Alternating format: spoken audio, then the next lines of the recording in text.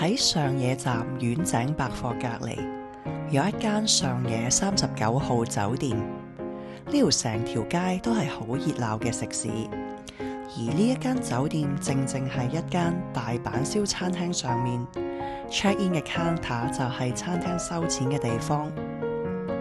喺餐廳嗰度搭 lift 可以上到酒店房，呢度亦都有樓梯。我哋今次住嘅係4人房，有2張細嘅雙人床，洗手間裏面仲有洗衣機。由於太近食肆，間酒店房成日都會有食物嘅味道，不過衛生都算 OK。另外一面放咗一張梳化床，呢度嘅電視可以睇到 YouTube。喺酒店裏面仲可以見到樓下餐廳食嘢嘅 coupon。